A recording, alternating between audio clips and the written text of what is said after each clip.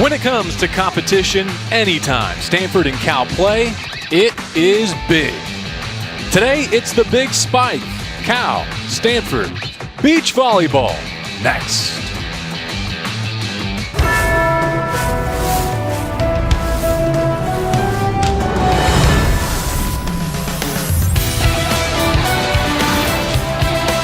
Good afternoon and welcome to the farm. We are set for beach volleyball on a cool and breezy afternoon here in the Bay Area as Cal and Stanford get together to renew their rivalry on the sand. And welcome everyone with professional volleyball player and former Pac-12 standout Cameron Irwin. I am JB Long. We are looking forward to a really fun afternoon. We are. It's going to be an awesome afternoon. We've got the number 18 and number 20 teams facing off. Not only are they ranked teams, but they are also rivals between Cal and Stanford, so it's going to make for a fun duel. And on top of all that, the most decorated player ever to participate in this sport at the Olympic level, Carrie Walsh-Jennings, is here to take it all in. And I'm going to be straight fangirl here. As a volleyball player, oh my goodness, how exciting to get to play in front of the greatest of all time. We are exactly a month removed from the first meeting this season between Cal and Stanford, and the Golden Bears were victorious on courts 3, 4, and 5 to take that one. Yeah, I think this matchup's going to be really interesting. Those 4-5 pairs have been really steady for both Cal and Stanford. But there are some variables this time around. Stanford has changed their lineup for the first time this last weekend, moving that 3 and 4 pair a bit. And on the other side, Cal has also adjusted a little bit of their pairings from their last matchup. All right, flight number 1 is coming up with those courts 4 and 5 as we get prepared for Pac-12 beach volleyball from the farm, Stanford and Cal. Coming up next.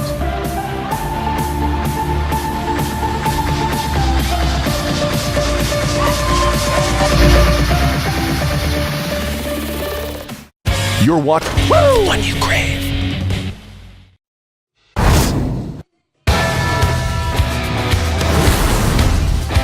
And welcome back to Stanford, everyone. We are set for beach volleyball. The Golden Bears and the Cardinal on a 70-degree, breezy afternoon here on the farm. Cameron Irwin, JB Long.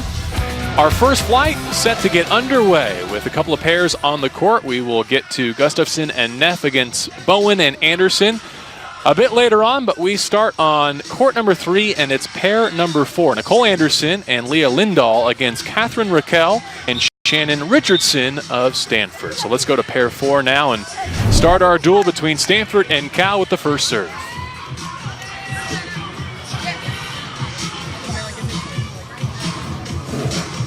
Let's take a look at our beach volleyball format. 5 matches of pairs. The best of 3 wins the overall duel. Our first flight, which we're about to see, pairs 4 and 5, and then a bit later on, the top 3 pairings. Sets 1 and 2, best of 21, win by 2, third if necessary goes to 15. And Cal on its serve grabs the first point. On court 3, this is our 4 pairing. That's something you're going to see very frequently on this pairing over here is Cal attacking Shannon Richardson on the right side there. They want to try and have her pass and attack as much as possible. Stanford comes up short. They're serving Catherine Raquel to begin. 2-0, and we mentioned the windy conditions. A lot of today is about keeping the ball in play. It's not just windy, it's also a little bit gusty, so it's going to be coming on and off, which makes for some major variables in terms of when you're setting, pushing the ball out, and keeping it inside on those sets. Shannon Richardson, a 5'8" freshman from nearby Los Gatos. Back to serve.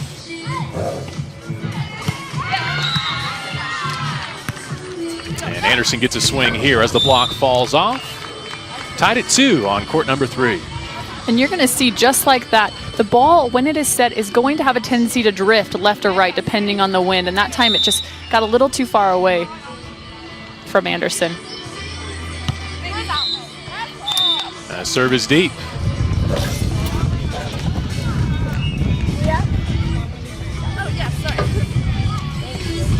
And so Nicole Anderson has the honor. Another freshman. She's from San Diego by way of Torrey Pines.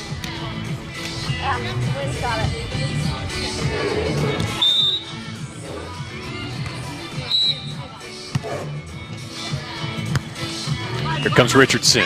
No block up, and a roll shot falls. So somebody who be looking at this play may think, what in the world was Nicole Anderson doing serving the ball so high? But when it is windy conditions like this, you're going to see a lot of lollipop serves, and she's trying to get the ball to be picked up in that wind and drift on the passer. Important for this Stanford team to serve it well because they're a smaller team. I think that ball might have got over on a different day, but the wind blowing back towards us as we view it, and the point goes to the Cardinal.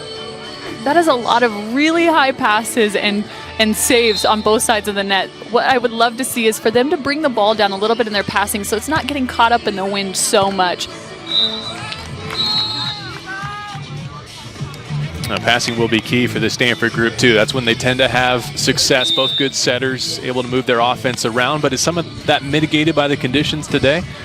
You know, it is. I think they definitely have a little bit more of an advantage. Now, both of these girls you'll see use more of their hand sets. But today, you may see a little bit of a difference in using their platform. Depends on where that ball is changing to. Keep an eye on the 5 pairing and its score. Gustafson and Neff with an early advantage for the Cal Golden Bears. Richardson comes up short for the Cardinal. Whenever you're playing in windy conditions, you need to make sure that you're not trying to play too small. I think you have to err on the side of making sure those balls are getting exactly where you want to go. And that time just looked like she was trying to be a little too perfect with it. Well placed there. Catherine Raquel, a junior from Los Angeles, majoring in human biology when she's not on the court.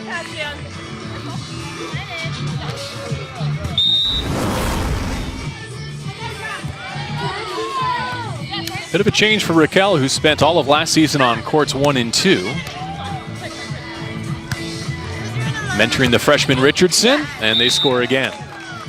What an awesome turn back on that side from Raquel, pulling that ball back down towards the line. You saw her take a sharp angle approach in, back to that deep corner.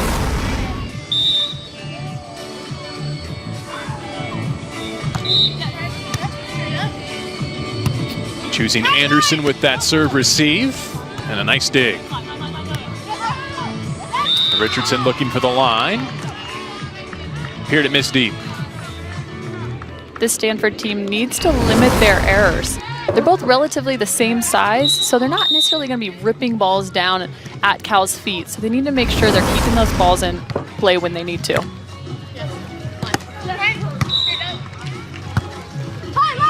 Go!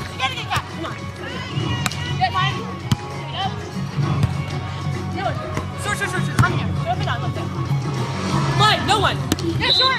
The best early rally here on this court, and Cal able to put it away. Aya Lindahl, freshman from San Diego, goes on 2. Little tit for tat there. You're seeing Stanford go on 2 very frequently. So as a team, that can be a little frustrating. One way you can get back at them is to go right back, Cal, with over on 2. And Coach Megan Schmidt saying she always gets a little nervous putting freshmen together, but this pairing has really delivered for her program. And had a chance to catch up with Andrew Fuller before today's duel. He was in good spirits. I know you spent yesterday at practice with the Cardinal. Yeah, you know, one thing I loved about being at practice yesterday with the Cardinal was their pre-preparation for practice. They actually meditated for over 10 minutes. They pulled out a stereo, laid down on this beautiful stadium side. You see this turf and grass on the side of the court here. Now, as a player, I'm sitting there going, oh man, I did it with them, and I was thinking, I'm going to fall asleep. I don't know if this is the way for me to go pre-practice. But the girls really seem to latch on to it, getting their mind right before practice. I'm thinking that might be unique to the Stanford Beach. Do you recall any pre-meditation during your indoor career in the Pac-12? No, I'm used to, the locker rooms, like blaring music. You got those dance parties going on. But hey, whatever works for you. Lindahl to serve. Here comes Richardson. As the block falls off, she went for the line and missed. I think just as that ball was being set, you felt the wind die down a little bit. They're trying to set a little more tempo so the ball's not getting caught up in the wind. They also need to adjust their approach in that same way. Again, first set to 21. Richardson gets another chance. Picked up by Lindahl, and now she'll take a swing.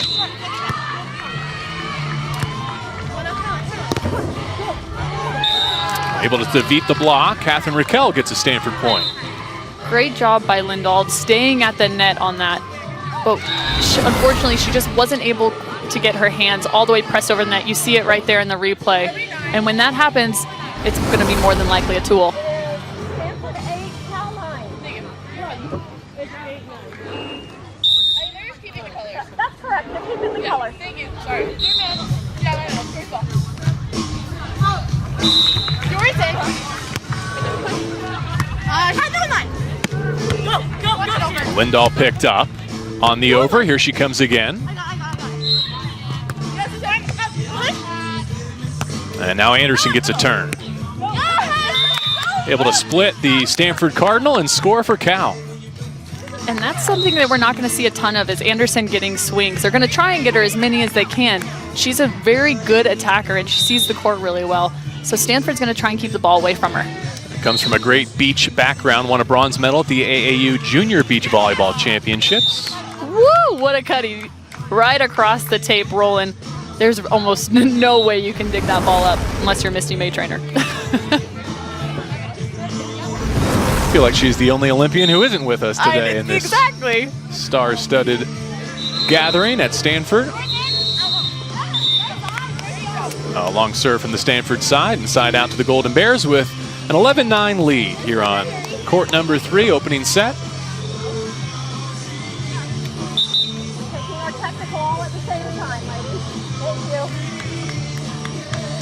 you. So one thing I love that I'm seeing from both of these courts is that they're serving cross-court angle. So what's happening is they're trying to serve into the wind. And again, anytime you can get that ball to go into the wind, it's going to shift and move on you. And as a serve-receive passer, that is so challenging. You got to keep your feet moving, get your platform out nice and early, and try and pass nice low passes up to the net. Pairings gathering with their coaching staff here on this timeout. Again, our first flight is underway, and we have pairs 4 and 5 in action, and then we'll take a break and pick it up with 1, 2, and 3, and the best of these 5 wins the duel. Cal's already taken a 3-2 decision over Stanford about a month ago, but we've seen some changes in the lineups for both of these programs. Yeah, so the only pairing that you will see today that is the same from their last meeting is that 5s match. Now, this 4s match, there are the same couplings. However, there's some movement that has been made. So it's kind of nice. You see film from the last time that these two teams met, but you're only really picking up tendencies. It's a different face across the net, different competitive vibes. So each of these teams comes in with somewhat of an idea, but it's always going to change once your toes hit those sand. In beach volleyball, there's an honor system. I mean, the changes of the courts, not changing individuals, but changing pairings on courts, has to be done with the justification from some of your training results. You're absolutely right. And I asked Andrew Fuller, the head coach at Stanford, how exactly he goes about setting up his lineup, because that can't be an easy task. You know, you've got 18 girls on the roster, and you got to pick 10 to put on those spots.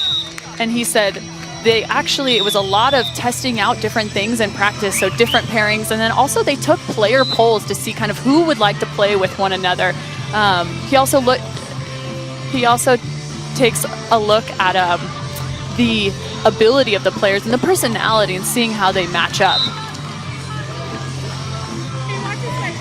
There's so much talent drawing from both beach volleyball recruits and also some indoor student athletes as well, and so there are varying levels of beach experience, but that chemistry is often a differentiating factor in the Pac-12. Pairs that have been together longer tend to have more success. And then there are freshman groupings like we have for the Golden Bears here on court 3 and pair 4. Might be able to begin and grow their careers together. Lindahl with a weight to serve with her Golden Bears +4.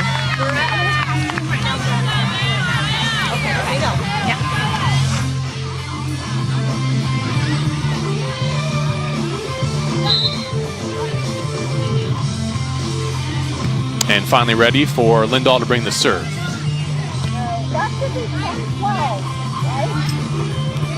Or so we thought.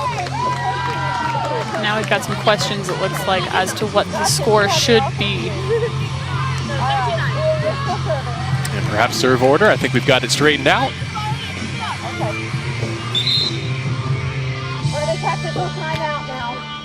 We're in a TV timeout. And after all that, we'll take a technical timeout. So let's take a look at the score with our 5 pairing. Stanford ahead there, and pair number 4, the Golden Bears lead. Back after this.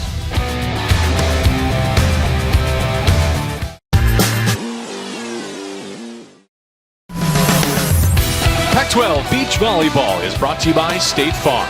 Get to a better state. Welcome back, Palm Drive. We are underway with Pac-12 Beach Volleyball. Cal and Stanford from the farm.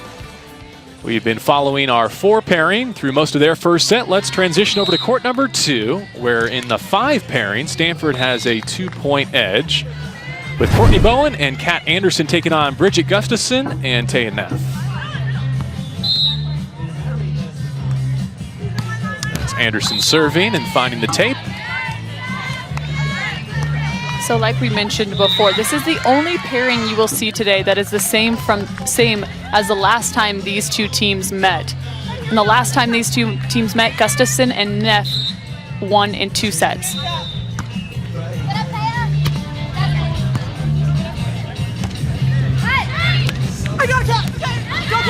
What a great pickup by Bowen. She peels off this time, but immediately you see the difference on this court because it's so unusual to have a 6'4" true blocker on your 5th court in college beach volleyball. That's absolutely right. And one thing that it presents is just that massive block. So Cal has to be aware of that. They're going to have to hit their shots just a tiny bit higher than normal and hit around that block. And talking to Cal's head coach, Megan Schmidt, she said that's one thing that Cal that Cal needs to pay attention to, is trying to hit around that block rather than trying to go up and over. 17-16 lead in this race to 21. First set still up for grabs on both courts of our first flight. And the second meeting of the season between these Bay Area rivals.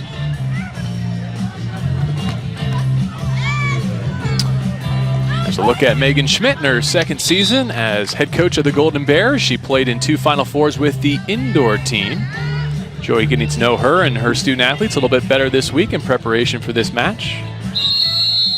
I had a really fun conversation with Megan. We realized that we had played 1 season against each other back in the day when I was at Oregon and she was at Cal. It's a busy week for her group, 4 dual week in fact. They'll be at the Kerr Sand Courts on Friday against UW, their final home match of the year. Then back here to Palo Alto for the Stanford tournament on Saturday. They get Oregon and Boise State. After talking to her before this match, actually, I asked about the loss that they just had to San Jose State over the weekend. And she said, it's time to start executing again for her girls. It's not a matter of, changing dynamics or anything like that, but they just have to start executing.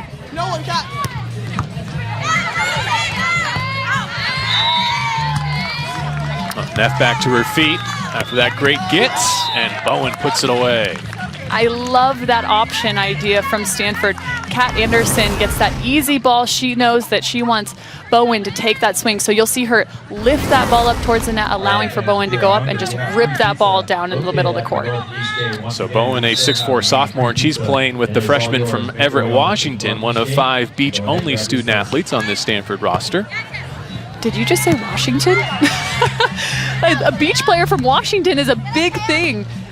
She's actually from Seattle. Now, I asked her about that yesterday, and she said that growing up, one of her best friends said, hey, I want to play beach volleyball, and I want you to do it with me. Oh, man, what a great shot from Bowen. And Anderson, again, she said that she really wanted to focus on beach volleyball coming out of high school.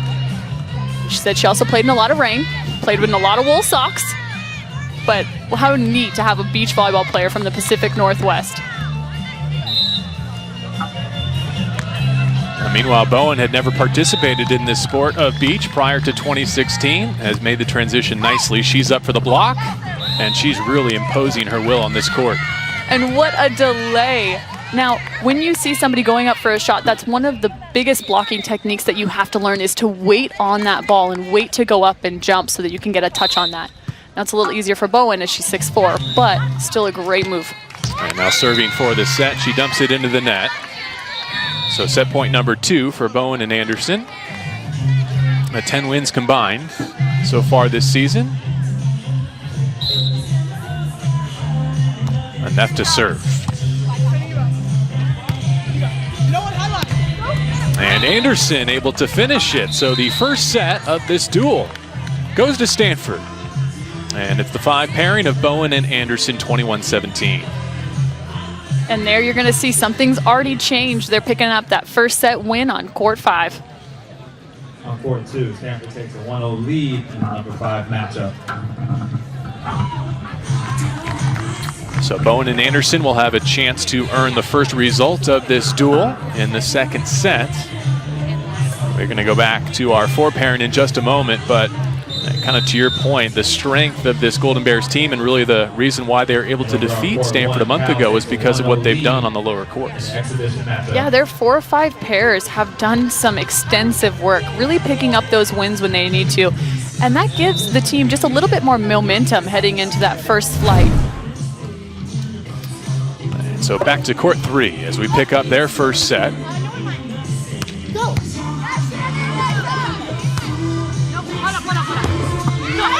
And Richardson is stopped. Aya Lindahl at the net for the Golden Bears. Set just a little too tight, and that's just a matter of the wind. You know, Raquel goes up and thinking that the wind's going to keep that ball pushing back off the net, but that time just too far. They serve Raquel this time, and she too makes an error. So Cal getting within striking distance now of taking the opening set. Just a little adjustment on that timing. Ball was set a little low.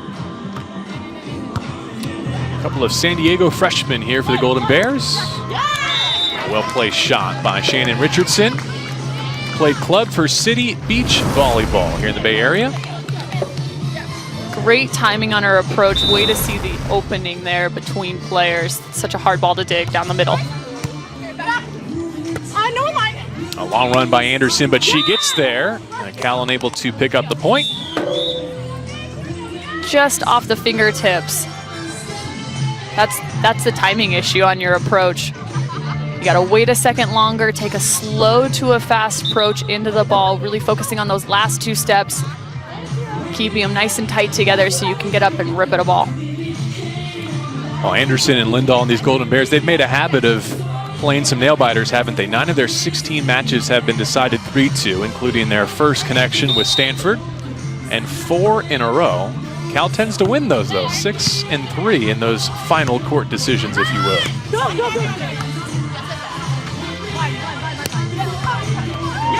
And Raquel and Richardson have pulled even at 18. What a great set. You see Raquel dropping to her knees here to hand set that ball. And that's what Andrew Fuller was talking about. These 2 players have such incredible hands when in terms of setting. They can really move that ball around and cause some issues on the defensive side. Off the block, and good for a Cal point to retake the lead. Good communication there from Lindahl to Anderson. You hear her calling out her shot high line, which is the perfect spot in that situation. And now Anderson serving.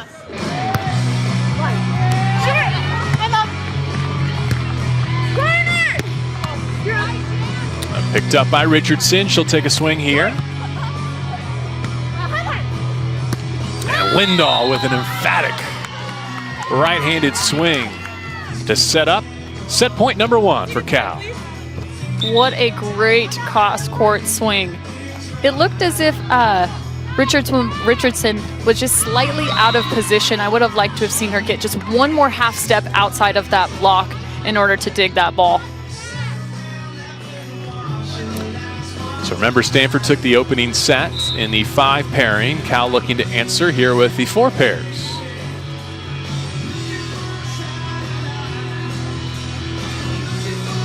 Of course, we're looking ahead to Bear Down Beach and the Pac-12 Championship. What a great event this is. We hope you'll join us on Pac-12 Network, pac-12.com, or on your Pac-12 Now app.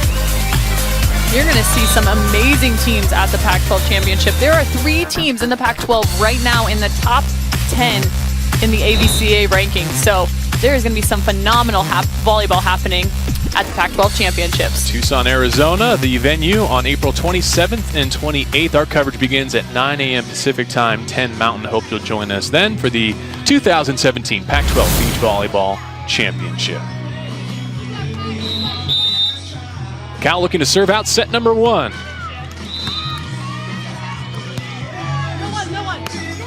And Richardson puts it away. What a smart play. She gets a nice pass, stays in system, gets up, doesn't try to do too much, and finds that hole right in the middle. You're seeing Cal doing a lot of pulling motions on the block, and Anderson's doing a nice job of seeing those and going around it. A good moment right now to be in system as well, as the wind temporarily has died down for Raquel's serve.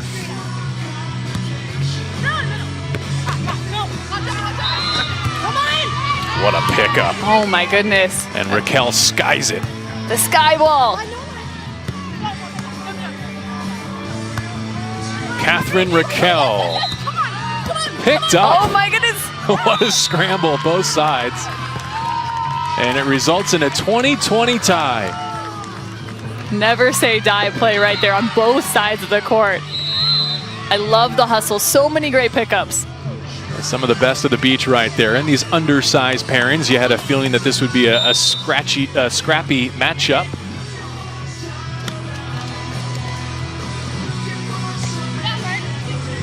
Ooh, a tough decision there by Nicole Anderson. Let it go. Oh, and they're calling that ball in. See if the call stands. They're going to go check the ball mark on this one.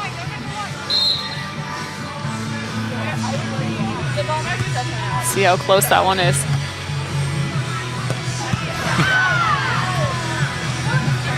Now the Cal team called that ball out, but the ref actually overruled that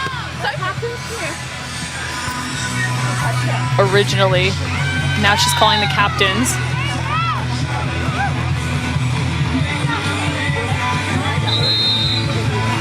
It'll be interesting to see what she decides here.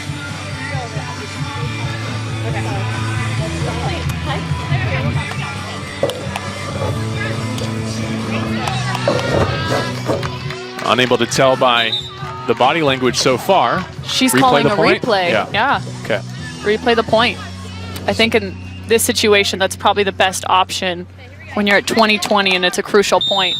And you're unclear and the ball mark says something else. So back to even, win by 2. Lindahl gets the first crack at it. And now Raquel with the block up. She beats it.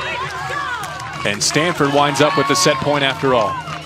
Andrew Fuller said one of Raquel's strengths is her pulling ability. And you've seen it the last couple of points. She's pulled off the net and dug so many balls and been able to transition back out. Very talented in that way.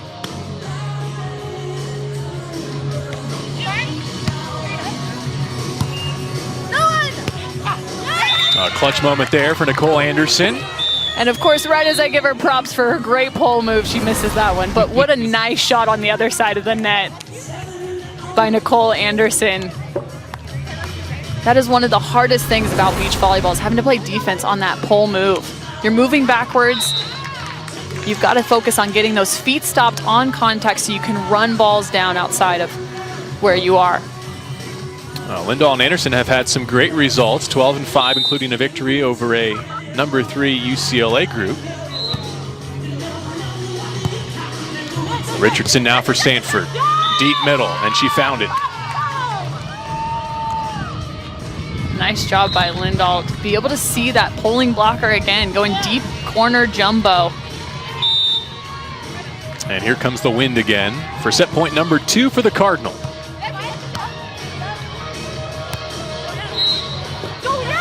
And at the net, it's Catherine Raquel grabbing the first set for Stanford.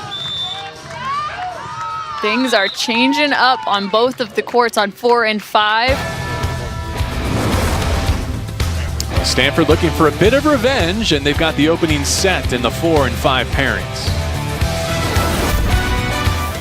Man, I'm really craving. Cameron Irwin and JB Long back on the farm. Cal and Stanford meeting for the second time in beach volleyball this season. First flight underway with Stanford taking the opening set in both pair 4 and pair 5. And let's go to 5. That's court number 2. Bowen and Anderson, 21-17 winners in the opening set. And we rejoin Gustafson and Neff tied at 7 in the second set.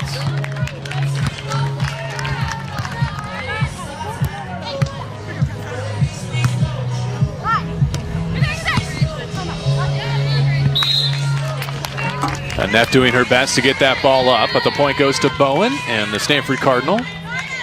They take the lead 8-7. Look at that March 11th meeting between these two. It was a 3-2 decision in Cal's favor, and they won the 3, 4, and 5 pairings to get that result. A great serve by Bowen. Neff back to her feet.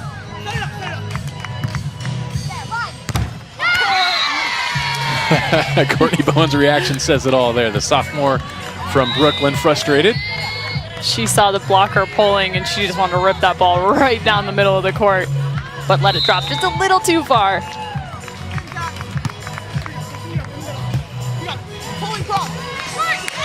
Her partner, Kat Anderson, comes up short there. I say Bowen's from Brooklyn, but she covers a lot of ground, often on her bike. She loves long-distance bike rides. She's biked from Massachusetts to Maine and Seattle to San Francisco, in fact.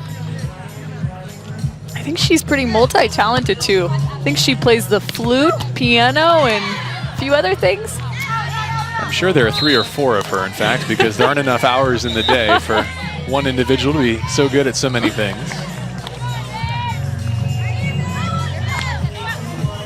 We've got the golden doodle back to serve. That's what Andrew Fuller calls Kat Anderson.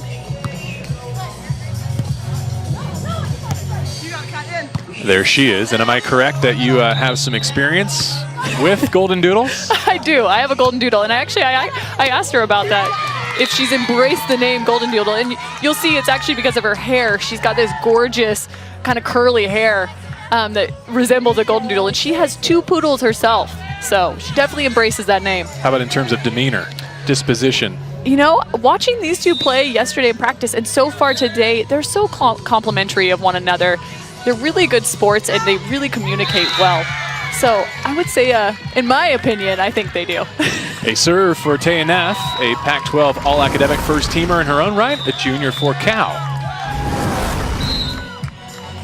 And she's a captain for these Golden Bears. Nice to have her on their 5 court. Some leadership in the opening flight. She falls off to pick that up. Now looking for the points. Dug by the Golden Doodle. We need more nicknames in beach volleyball. I agree. Every student athlete should have one. Bowen's turn. Missing wide. Going back to that leadership with Taya Neff, I mean, it's got to bring so much to that pairing.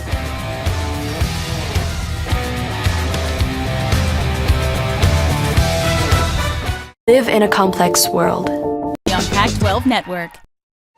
10-win Cal, 9-4 Stanford. Here on Pac-12 Beach Volleyball, we pick up the 5 pairing once again, with Stanford winning the opening set on courts 2 and 3. And Gustafson and Neff have a 12-10 lead in the second set. Side out here and back to serve Bridget Gustafson, a freshman from Naperville, Illinois. Now, apart from Neff also being a captain, Gustafson is what's called the freshman representative at Cal. I asked head coach Megan Schmidt how exactly they came about that whole idea. She said because they have so many freshmen playing in pivotal roles, they wanted to have someone kind of represent that group, since it's such a dominant group in their lineup. She said that they took polls and voted on who that person should be, and Gustafson came out on top. Picks it up here, giving Neff a chance. Always love when the student athlete you're focusing on delivers and scores a point. And she's also majoring in molecular environmental biology. Cameron, I know that was one of your favorite courses. I'm not even sure what that means.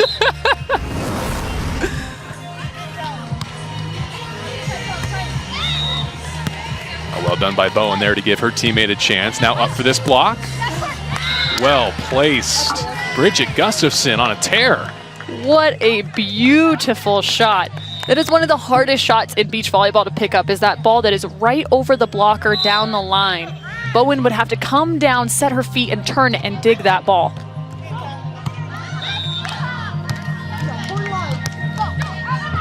Kat Anderson missing long.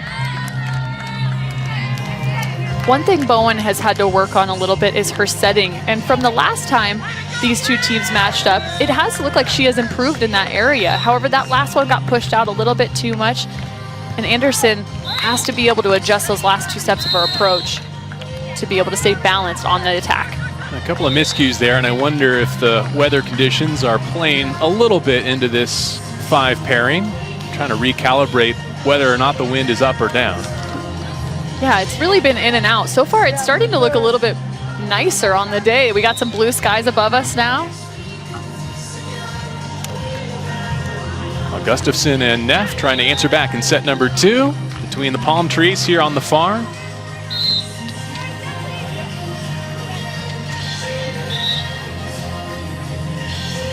And ready for the Anderson serve.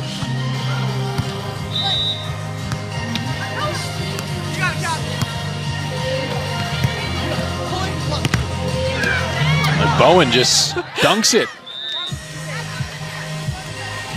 It looks like TNF was not too excited about that ball, thinking that she maybe didn't get the contact, the cleanest contact off of her palm, but from here it looked good to me. That's what you get for being 6'4".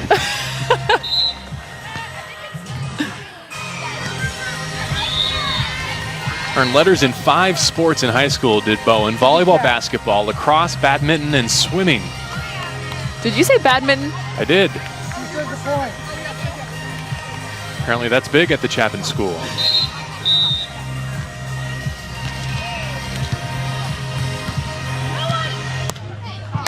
Big swing there by Bridget Gustafson. I would consider going at Taya Neff a little bit more. Gustafson just seems to be on fire. She is siding out at such a high percentage on this court. I would challenge Taya Neff. See if Stanford can get a side out, then heed that advice. A misplaced set there. Tough ball to handle for Kat Anderson.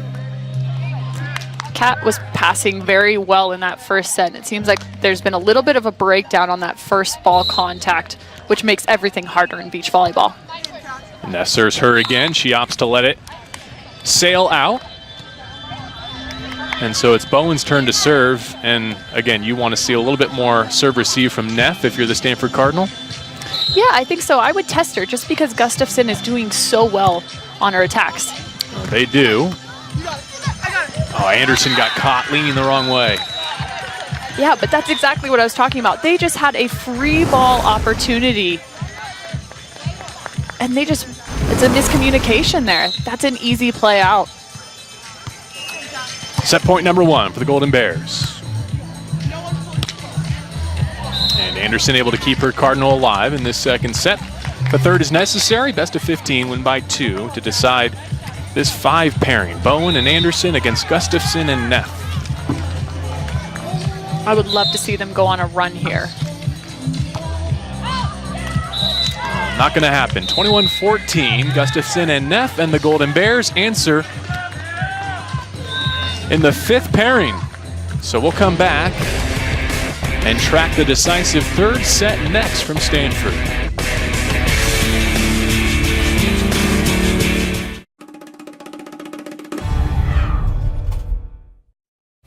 On your left, Raquel and Richardson of Stanford took the first set 23-21. They trailed 7-1 in the second set, but have rallied for a 15-13 advantage. And so the 4 pairing for the Cardinal have a chance to earn the first result of the duel. And we join them against Anderson and Lindahl. As the wind gusts, the sun currently covered by clouds here in the Bay Area, and the Golden Bears back within 1 second set. That one just teasing Raquel on the tape. The wind picked back up here. Just having to make small adjustments on the ball.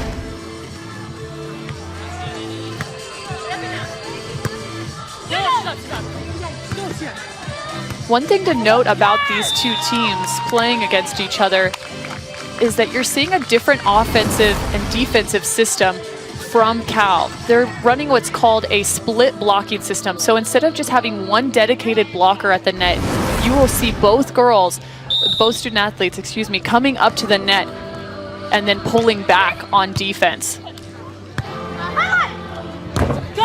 And is that more common for players of equivalent heights when you don't have a true blocker like we've seen from Bowen in the 5 pairing? Yeah, that's absolutely right. You will see that when the size is about the same and kind of the same technique as well and skill level. I think Richardson got the tape. She did. Shannon Richardson extends the Stanford lead. Yep, line. Great topspin on that ball, pulling that ball back down to the sand. A timeout here. So now with that split blocking system, to go back to that, Stanford needs to be aware at all times as to who is in front of them at the net. So depending on who is up there, you're going to make different adjustments. One might like to pull a different direction or pull down the line versus that angle. So knowing who's there and then attacking them in those spots. Oh, this is still such a relatively young sport, and we are always curious to see how the rosters break down. And for Cal, it's 8 freshmen, 6 sophomores, 5 juniors without a senior, and they have a half a dozen new starters. And they're probably a little bit ahead of Stanford in terms of building a true beach roster, but the Cardinal aren't far behind as this sport continues to explode.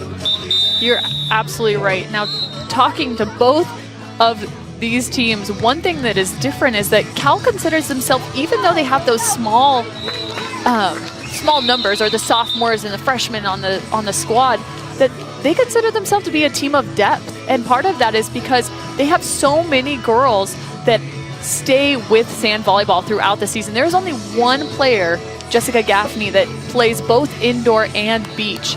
So it really allows them to create an atmosphere of training just for sand volleyball. Now with Stanford, you have a ton of indoor players who, by the way, national champions, are phenomenal at what they do. Good program to draw from. Yeah, I mean, you've got so many amazing players. They have 6 freshmen of the 10 in the starting lineup for the Stanford Cardinal on the sand.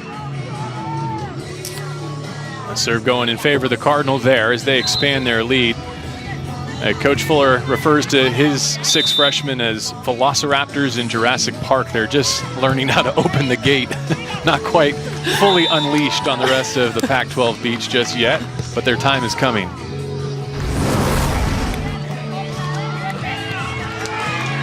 Just a bit late with that platform. I would have liked to have seen her shift that platform inside and form it nice and early. Another good serve.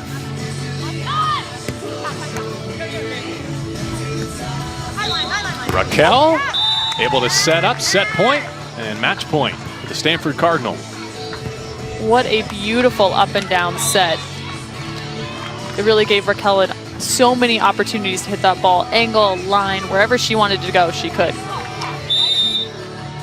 Stanford pairs 4 and 5 were winless in the first meeting between Stanford and Cal. Cardinal looking to grab an early advantage here. Golden Bears staying alive. Nice court vision on the other side of the net to see the opportunity on 2.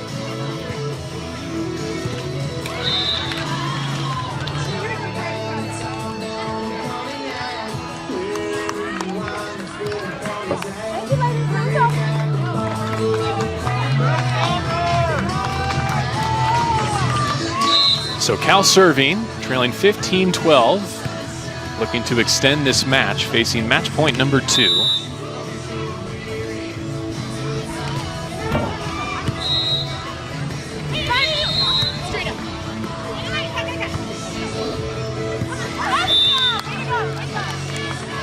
And Cal is just never say die right now. They refuse to give up this set and this point.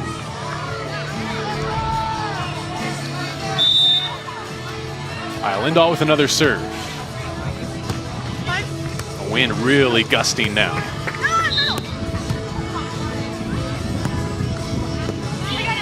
Doing everything they can to keep that ball in play. Just a poke shot on 2, and it works out for Aya Lindahl. She continues the Cal rally. Stanford timeout. Now when the wind is picking up and there are so many variables coming into play, one thing that you have to do is kind of just hit that reset button. And that's what Stanford needs to do here in order to pick up this match point. Take a look at the Golden Bears as their program continues to evolve year by year. Started out with 5 wins, then 7, 17 and 11 a year ago. And this year started 8-0, and now getting into Pac-12 play where the competition gets even tougher. Yeah, they continue to get better, and I think it's just because they have put so much of an emphasis on creating a beach volleyball program and focusing on, hey, these are our student athletes and they're going to stick with us through the entire season. We're going to train during the fall, just beach, and then when we hit the spring, we're going to be able to focus on not so much just technique, but more game strategy, which is exactly what Megan Schmidt said. That's the big difference for them this year, is it hasn't been so much teaching that technique once season starts, but it's the evolution of being able to talk more game strategy once competition starts. Match point number 4. A free ball cashed in by the Golden Bears. They're back within 2. That's a couple over on 2s for Cal. Stanford needs to recognize that and make adjustments.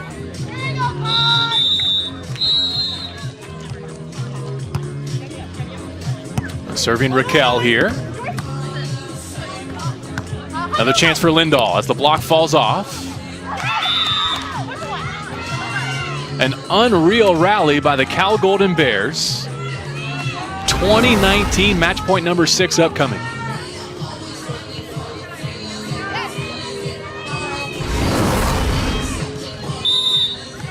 It's all been on Lindahl's serve.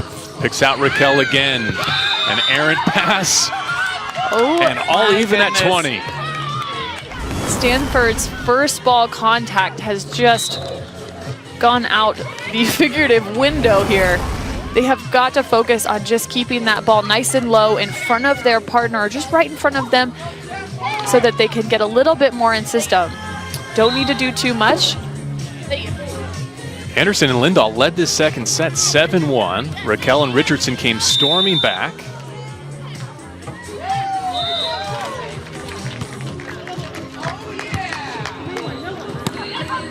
And that's well done. Just getting it in Richardson's hands, I think, changed the pattern for the Cardinal. And it's been so long since they've had a side out, they need clarification on whose serve it is. Well, and that's an interesting choice to me. Raquel had some hard times in that serve receive. I would have stuck there if I were the Cal Golden Bears.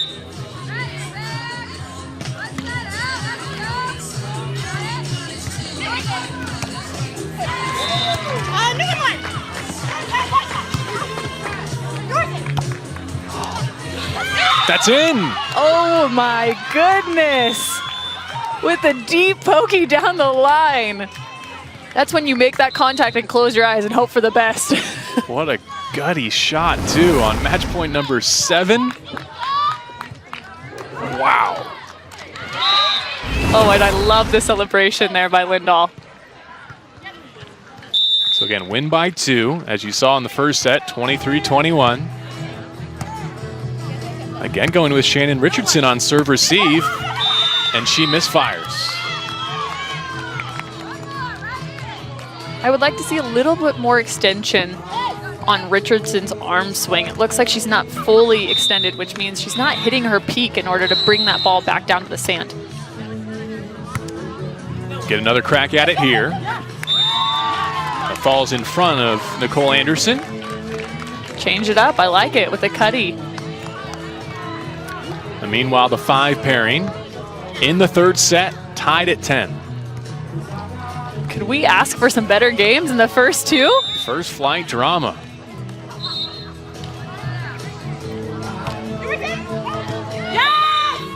It's in. Shannon Richardson with an ace serve. And at such a crucial time, if the ball is close at all to the line, in indoor or beach volleyball, the rule is you go for it. You never want to give that team a chance to score an easy point. Heavy topspin serve from Richardson. Golden Bears able to pick it up. Here's Raquel. And now Lindahl.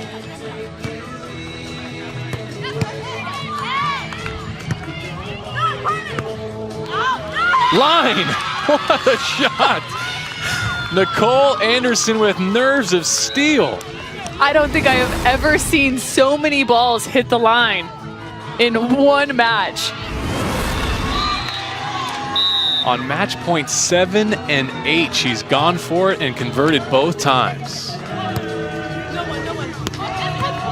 Nice shot. Richardson and Stanford retake the lead. Back down the line. Let's see if they can pull it out here. Raquel on this now has to serve and run all the way up to the net to be able to block. This makes for a tricky rotation.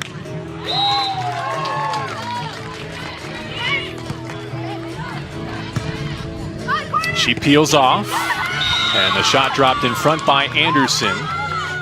Tied once again, this time at 24 as we go deep in this second set. Pretty early pull by Raquel. And when you see that, it's easy to drop the ball in front of that defender.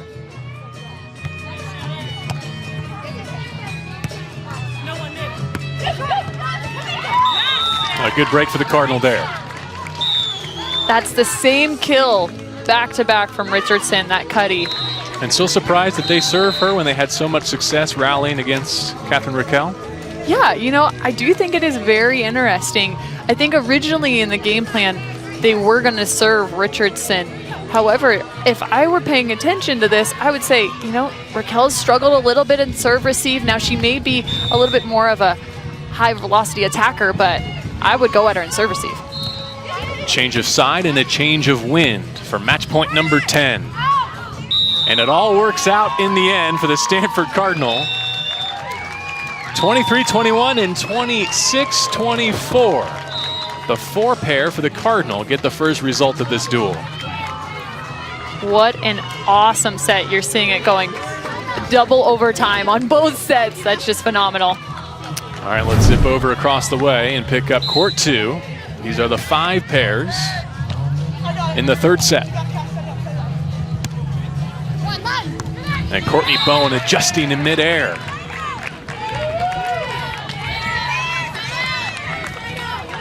And number 4 matchup, Stanford takes it 2-0. Bringing the Cardinals with a 1-0 lead in the duel on the Chow. Courtesy of Shannon Richardson. It appears it's 14-13 on this court, with Kat Anderson serving. And Gustafson over the block. She had to go mighty high with that ball being so tight to the net. And Bowen there. She's got to go deep over that. So 14 up. Again to 15, win by 2. They serve Bowen. Flat-footed there. Yeah, she must have not seen the set she wanted. But what's so crazy is that even when Bowen's on the ground, she can still get up and put spin on that ball and bring it down in the middle of the court. 15-14 Cal serving for a point. Great dig. Gustafson has been clutch, and she does it again. And there you have it. What a match on that 5 pairing. Pulling it out this time in 3 sets rather than 2. Cal Golden Bears putting up a point on the board. So 1 apiece after our opening flight. That means that courts 1, 2, and 3 will decide the duel between Cal and Stanford. And Cal ties it up in the duel. As we've said, we've got the all-time great Carrie Walsh-Jennings in attendance back on the farm today, and she will join us for an interview next.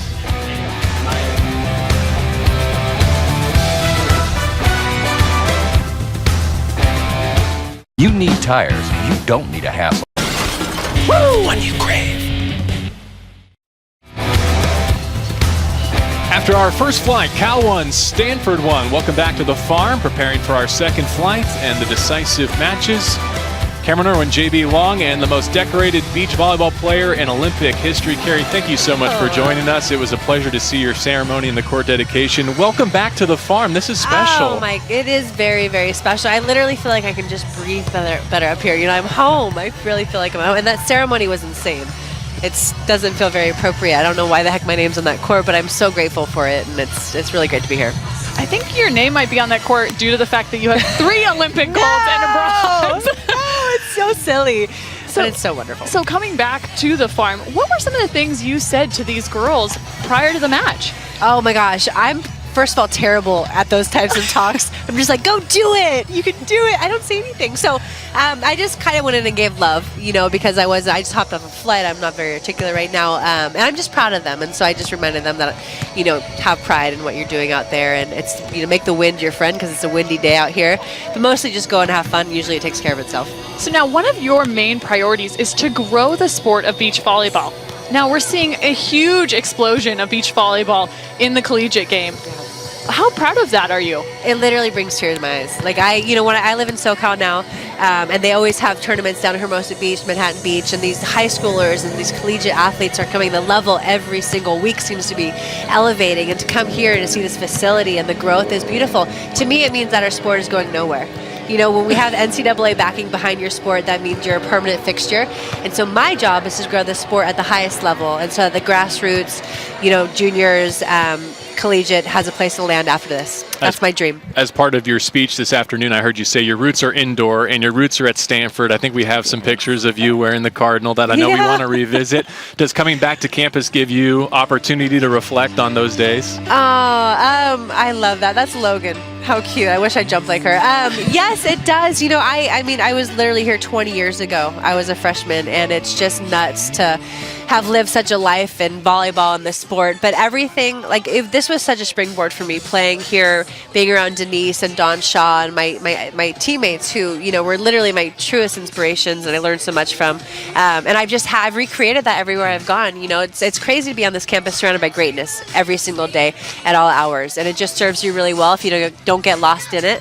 And I feel like, I'm still ascending because I just want to keep inspiring because this place inspired me so much. Now, one thing to note that's pretty cool, you played indoor here, but there's also another Olympian currently on the stand out here, Lauren Fendrick. Oh, she's a stud. That Bruin. I was going to say, what some people might not know is you guys actually played indoor against each other back in the day. So what is that like? It's awesome. Lauren is amazing. She's one of the best blockers in the world, and so I'm so glad that she's going to bring that to these girls out here. And then her husband, Andrew, the head coach, he played at St. Francis, and I went to Midi locally, so we've been in each other's lives for a long time. But, it's so the camaraderie amongst beach volleyball athletes, regardless of being competitors or whatever it is, it's so special and so real. And Lauren is such a wonderful woman who loves the game, and I love that she's giving back so much. And she told me, I was like, you're such a Bruin, but you look great in Cardinal colors. And she said she's so proud and just so happy to be here because everyone's embraced her, and she's working for such a great program, We've had a couple of great matches so far. Split evenly, Cal won, Stanford won. As we get set for our second flight, just what have you taken in today? Can you believe the level of play you're seeing between Cal and Stanford here today? I love it. To be quite honest, I've been yapping a lot, so I haven't seen too much play because it's like I'm home and I'm catching up.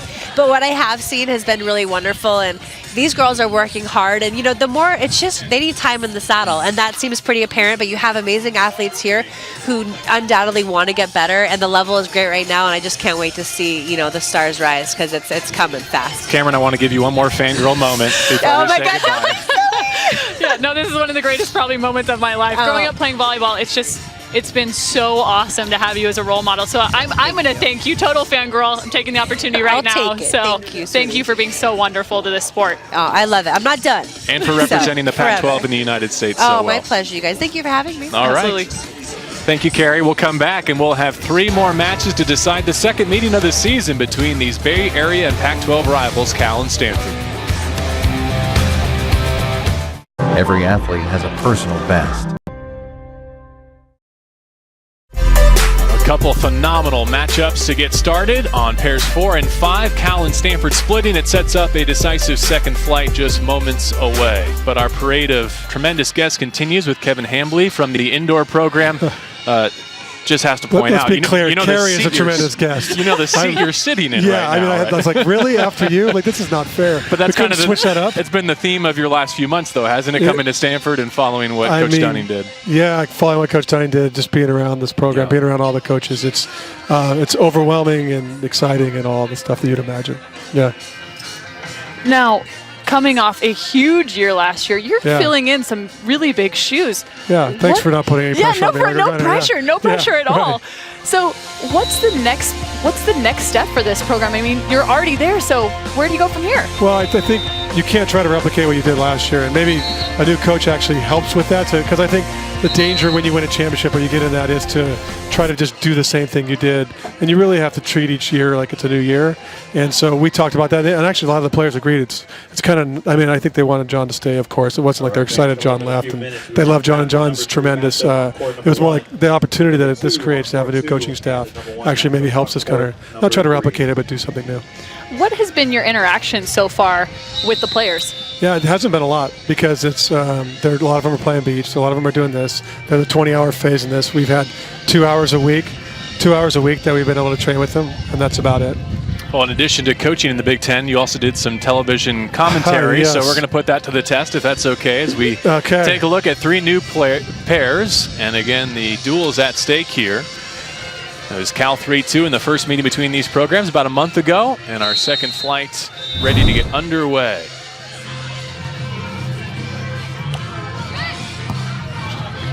It's always a fun moment when you get to hand Coach Hambly your notes.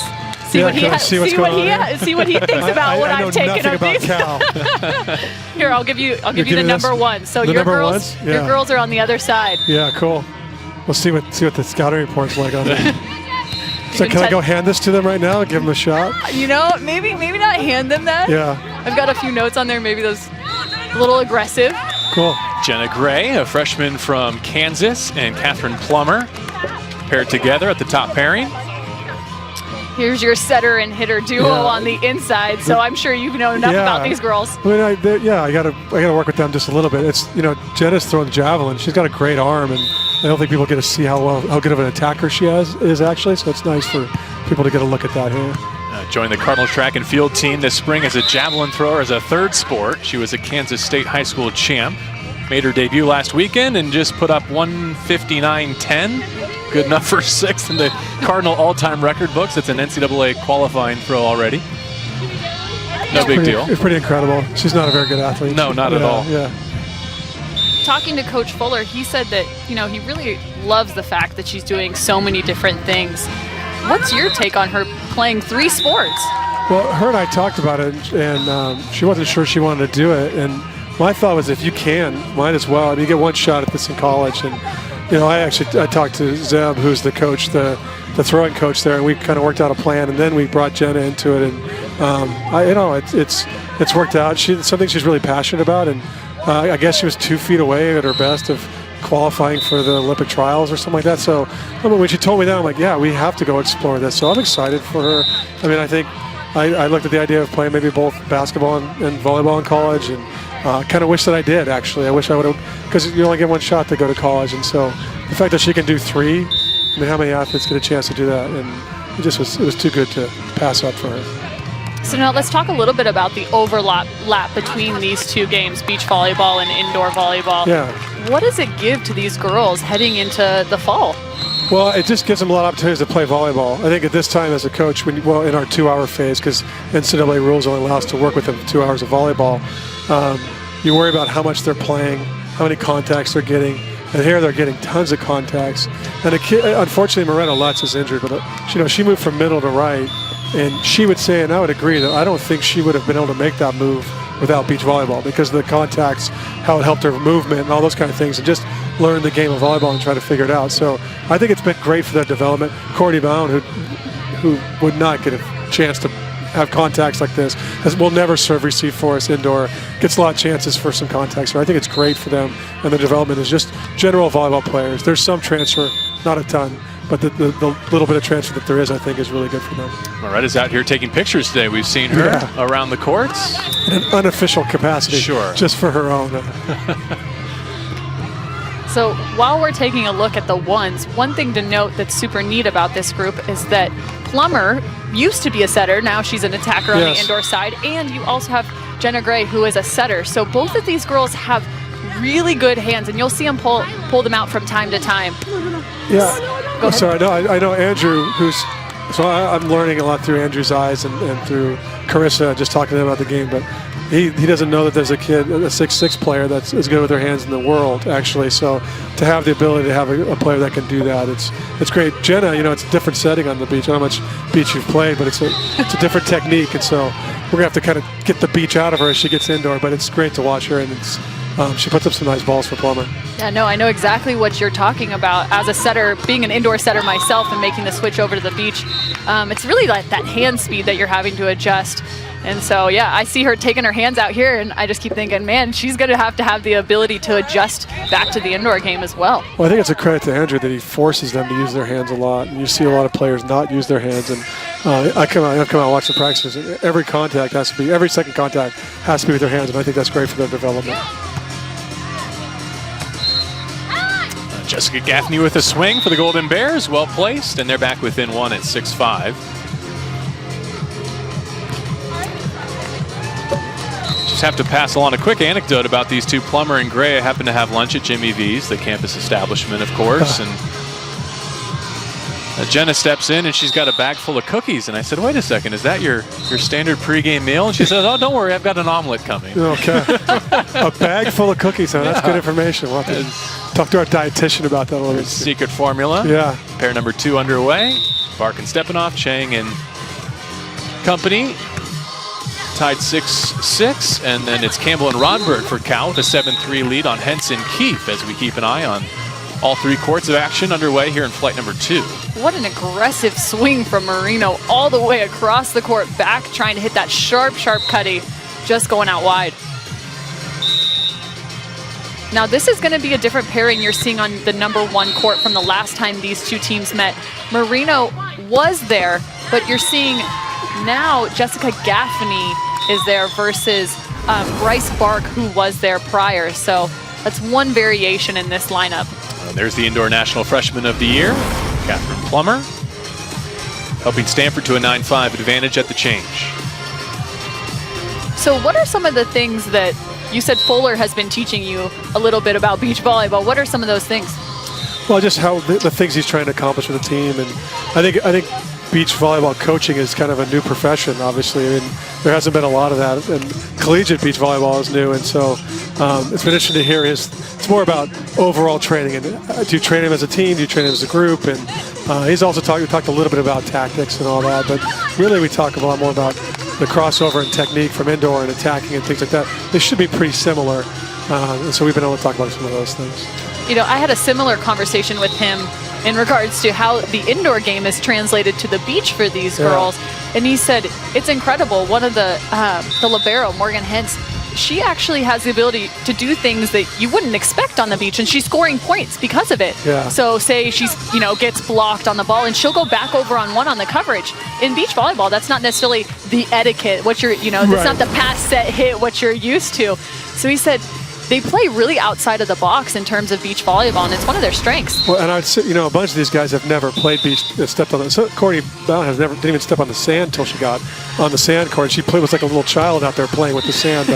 But Morgan has never played before, so she's just trying to invent the game in her head. And then it's been interesting. Now, she played outside, and she was an attacker in club and a great attacker, so she's well suited for this, but she just hasn't played very much, so that's not surprising. We can just transition back to you and your arrival at Stanford a little bit. What appealed to you about the job, and kind of what stood out to you being here on the farm in Silicon Valley? I mean, Stanford is Stanford. I mean, that's what everyone says. Like, even when I told my team I was leaving in Illinois, we get it, Stanford, Stanford. Just the level of excellence, being surrounded by all these great coaches, not just in the volleyball world, but all throughout the athletic department. I think, to me, it's the best institution, and no offense to Washington State where you went, but the best institution of combining athletics and academics. And that was something that I was striving for at Illinois, and it really fit the culture and the way that I like to coach and the way that I like to teach. And so it just felt like a really, really good fit for my philosophy of coaching, and it was an easy transition for me. What stood out is that what I thought was a level of excellence is way beyond what I ever could have imagined, and the quality of people and the quality of coaching, especially from the coaches from all sports, is really remarkable.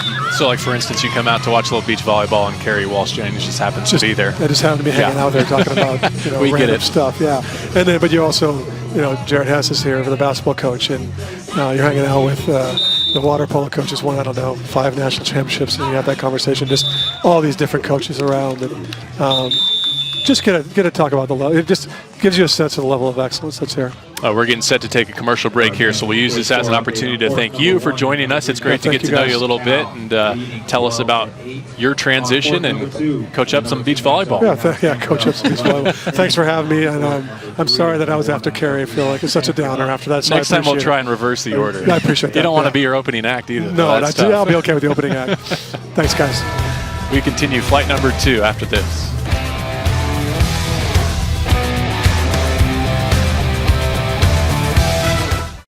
You see it on Champions Play. Pac-12 Beach Volleyball is brought to you by State Farm. Get to a better state. Back at Stanford, where we are tied 1-1 after the opening flights, and 3 more matches underway. On court number 3, it's a top pairing of Marino and Gaffney against Plummer and Gray. Action in pairing 2 and 3, opening set as well.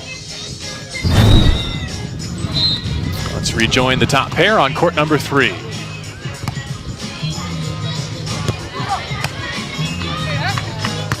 Gaffney sets Mia Marino. Woo, what a great pickup. A nice adjustment by Marino there to find the sand. She's a sophomore from Tustin, California, majoring in biology. Gray picks up the first. What a great hustle and extension. And Marino, so smart to go back to that same shot. That is one of her favorite shots. You'll see her do it a lot when she's coming out of the middle of the court. She'll turn her wrist back down to the line. Her partner, Jessica Gaffney, a junior, a USF transfer.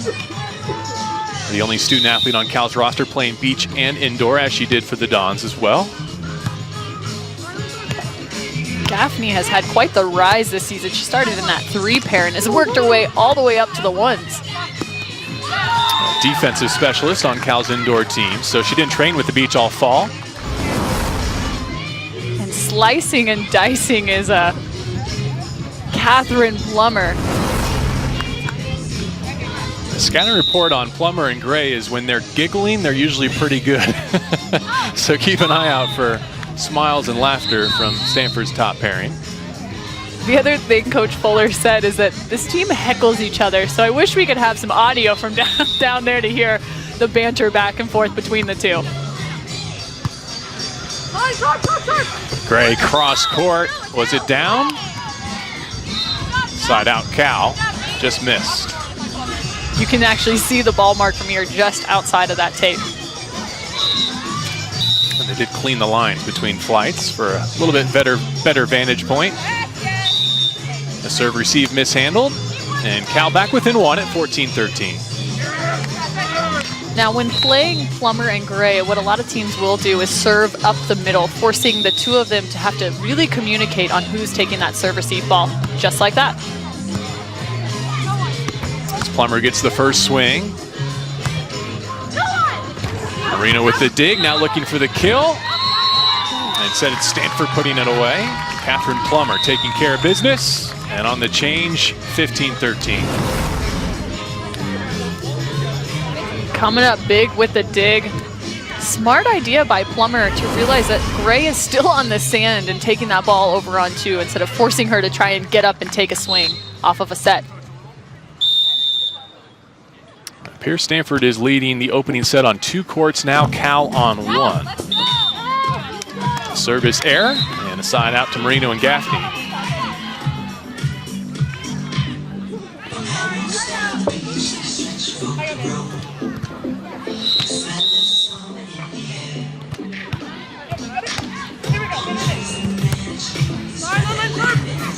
Gray with a nice cut.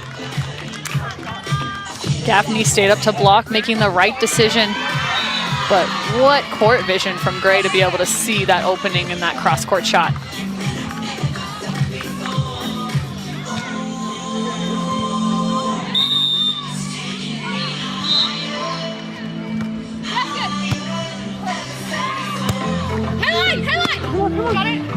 Got to go over on 2 with touch off the block.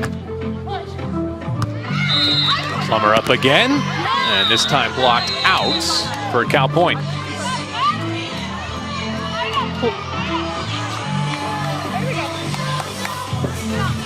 Keep an eye on the other scores from around this flight. A lot of narrow margins in this second flight. 1 point the margin everywhere you look. Matches are coming down to the wire. Great footwork from Gray. And Plummer puts it away. And what a crush. Gosh, if only I could touch that high. 6'6" freshman. What an angle. Woo.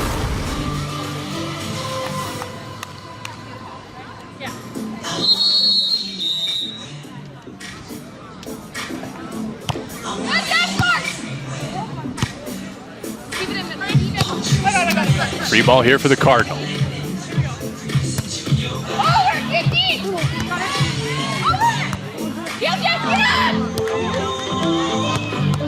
Just an all-out scramble goes to Cal. That play kind of broke down once Gray had a bad set. She intended to set Plummer, which just didn't go that way. And then Moreno just fearless going up and crushing that ball across court. Given the conditions today, not a lot of in-system volleyball. Yeah, no. And down the middle for Gray. That all starts from the serve receive, you know? If the ball's moving a ton on the serve, it makes serve receive a little bit harder.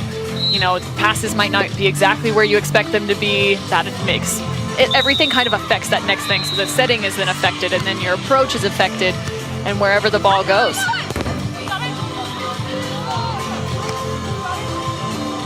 Not sure who contacted that first ball. Cal gets the point. On the change, they're back within one at 18-17. Here on court number 3, it's a top pairing, Stanford and Cal. Now with this Cal team, if you look at the height difference and kind of the attacking ability, you see Jessica Gaffney, she's pretty tall, 5'9", and then you see Moreno, she's 5'7". Now typically when you have a smaller attacker, a lot of people will go after that person just in hopes that, you know, maybe they're not going to be able to get up and rip as hard. But with this pairing, most people will go away from Moreno, and that's a testament to Moreno's, one, ball control, but also her attacking ability, even as a small.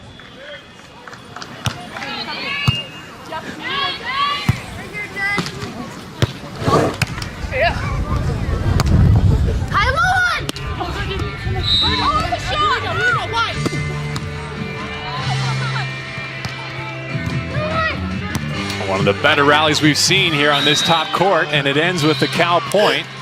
And she does it the easy way with the bump kill to the deep corner.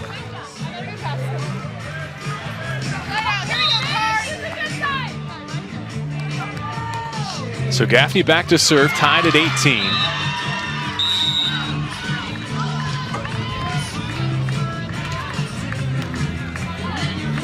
I think the wind carried that out. Yeah, that's a really aggressive serve. You know, the wind is blowing right now from right to left. So you got to try and stay away from that line. I would serve maybe 2 to 3 feet more inside than you would typically think you need to. See the two pairing tied at 19, and in the threes, it's Hentz and Keefe with a narrow lead as we continue to monitor Moreno and Gaffney, Plummer and Gray. What a phenomenal stab. And Moreno, well rewarded. And there you see it. I mean, she's 5'7" and she can still get up on the tape. I would not leave Moreno with an open net if that ball is at a 50-50. Needs a ball to serve, and it comes at a good time, I think, as all parties catch their breath. It's a 21 win by 2, this opening set. As you pointed out, a middle serve. Handled well by the Stanford Cardinal and Jenna Gray. You know, one adjustment that I would make if I were Moreno and Gaffney is I would try and put up an angle block on Jenna Gray. She has a tendency to hit more towards that middle of the court or towards that angle ball. That's her hard-driven shot. And I would just adjust it slightly in transition or even maybe in serve receive. Force her to hit a different direction. Plummer gets a kill as we also keep an eye on Bark and Stepanoff and Chain and Vonyak. Set point number 1 for the Cardinal, and that's hit out.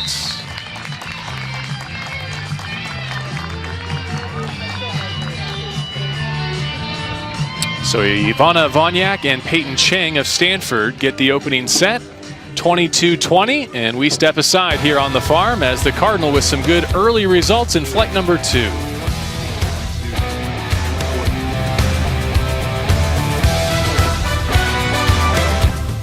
You need tires. You don't need a hassle. Tied at 1, Cal and Stanford in Pac-12 beach volleyball after the first flight. The 4 pairing went to the Cardinal, the 5s to the Golden Bears, and the second flight is underway with first sets wrapping up. On the top pairing, it was Plummer and Gray, and also on court number 2 with Chain and Vonyak. But Cal with a 3-pair opening set victory at 21-19. So still a lot to decide in the second duel of the season between these Pac-12 rivals. And let's go to our 2 pairing, Vonyak and Chang for Stanford, Bark and Stepanoff for the Golden Bears.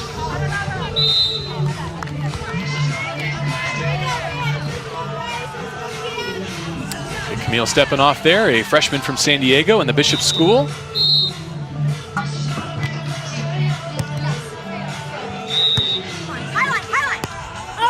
Bark going down the line. Vonyak setting Chang. Way to stay balanced. That ball is trailing behind her. She's able to get up and take a nice shot cross court right into the opening spot. And transition setting is the key for this pairing, so that's a good sign for them as they open up the second set. Wow, Chang being able to get that second touch back over to Vonyak. And off the block, Bryce Bark gets a point for the Golden Bears. Smart play by Bark, being able to see Vonyak having to hustle down a ball. She's probably going to be slightly late on that block. Good idea to go after. Bark plays her club with Elite Beach Volleyball, co-run by our own Holly McPeak, who I know is watching today. Hello, Holly. You can't mention Holly without Anne-Marie Anderson. I haven't heard from Anne-Marie. I'm not sure she's watching. We might be on her DVR. We'll find out before the day is done.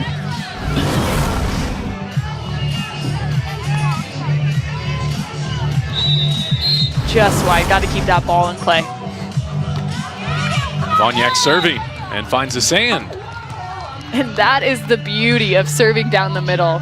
Causes so much miscommunication there. So easy to look at your partner. And I would think Stepanoff does the right idea. She wants Bryce Bark to take that first ball opportunity so she can get up and swing. Camille is only 5'4". She's going to be just a tiny bit more limited in terms of getting up and ripping at balls than, say, Bryce Bark, who's 6 foot. A beautiful angle there for the Peyton Chang kill. Chang, by the way, is beach blogging for Stanford's athletic website, by the way, if you want the inside scoop on the Stanford Cardinal. She's your go-to source. Did you see how she signs off on those blogs? Her name is Peyton. It's P-A-Y, the number 10? The number 10, right. Which is also her volleyball number. Thought that was pretty creative.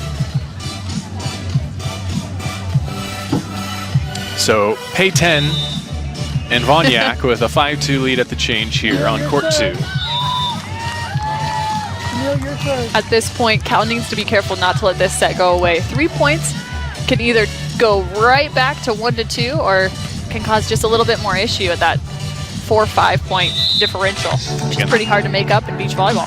Cardinal took the opening set at 1s and 2s. Cal the opening set at 3. That'll work for a 7-4 lead. That was an early pull from Bryce Bark. She's got to stay at the net just long enough to make sure that ball does not come over on 2 on that set.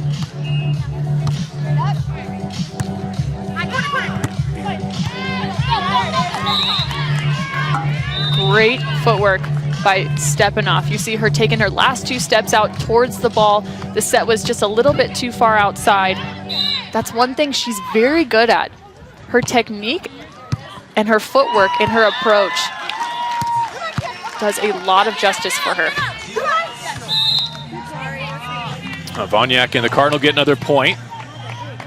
Ivana has teamed with Chang, Catherine Raquel, and also the indoor star Maddie Bug during her career.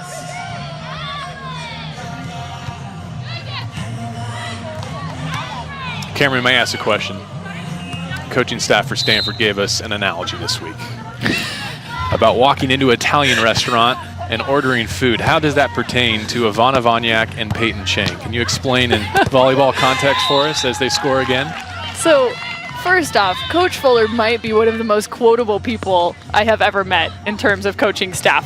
And I think that what he was referring to when he said, when you walk into an Italian restaurant, you don't just walk in and say, I want Italian food. You don't really know what you're going to get.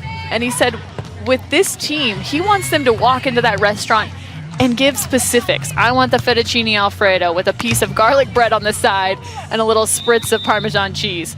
He wants them to be very specific in their attacking patterns, just like they would be walking into that restaurant.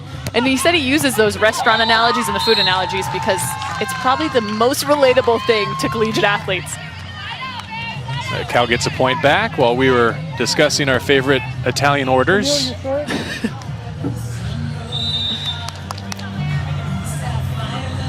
It's a new pairing for the Golden Bears, Bryce Bark and Camille Stepanoff, whose grandfather is a beach volleyball Hall of Famer.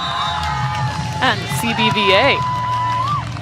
Those tournaments are held pretty much every single weekend up and down the coast of California. Thank you. See if this got a piece of the block. Oh, it was right in the sun. Hard to tell, but must have.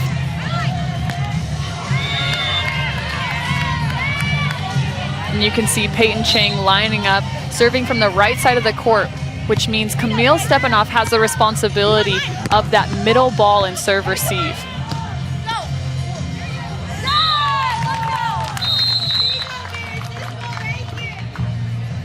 They're trying to force her to take as many first contacts as possible. So Stanford leading on their second court as well as the top court. And it looks like at the threes, they have a second set lead as well after the Golden Bears took a first set win on the third pairing. But with the way today is gone, I would not count the California Golden Bears out. These teams are battling back. Wozniak extending a 10-4 lead.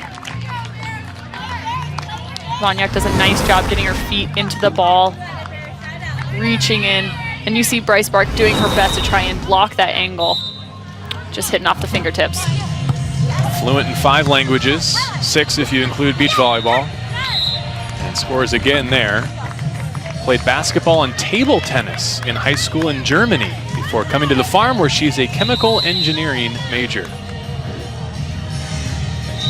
The Stanford team just has so many talents across the board. As do the Golden Bears. One of my favorite things about our conversation with Megan Schmidt was how she recruits to Berkeley, right? As a former Cal student athlete herself, she's uniquely equipped to pitch that program and the city and everything that's associated with that great university. And she said she enjoys these competitions because beach volleyball players will often make recruiting trips to Stanford and Cal, and it's a very rare individual who likes both, right? You tend to gravitate towards one or the other based on your preferences and personality. 14-7. That's what makes this rivalry so great. We talked about this with Carrie, but the explosion of the sport that she really helped to inspire. 77 now, with 32 more programs expected by the year 2021. That's just incredible for the sport of beach volleyball. And you see it at the lower levels too. I mean, any Saturday, Sunday in Southern California, you are seeing tournaments of hundreds and hundreds of girls playing beach volleyball. More Pac-12 schools weighing the possibility of adding beach to their athletic departments. We certainly enjoy being able to spend our spring out here on the sand with them. Chang and Wozniak starting to pull away here in the 2-pairing. Looking for their 10th win of the season as a duo.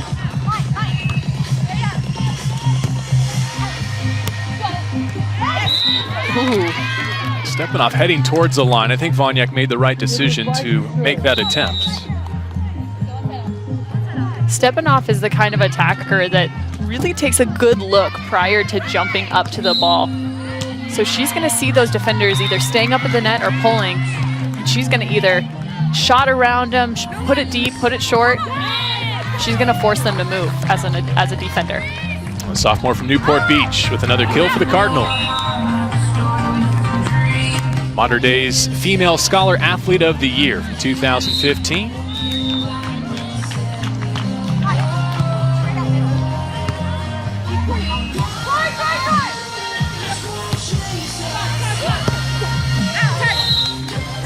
That's in.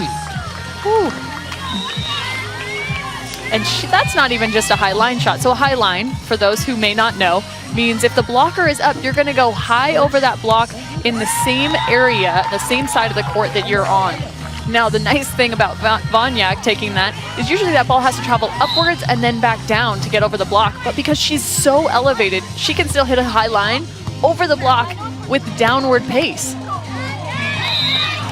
The Golden Bears get one back, and we'll step aside at 15-6 in the second set. The two pairing of Chang and Wozniak perhaps closing in on victory. Every athlete has where champions play. Welcome back to Pac-12 Beach Volleyball. Cal and Stanford tied at 1, but as always, subject to change in a hurry here on the beach. And as we see, pairs 1 and 2, Stanford up a set and leading in the second set. If these results were to hold, they can clinch the duel.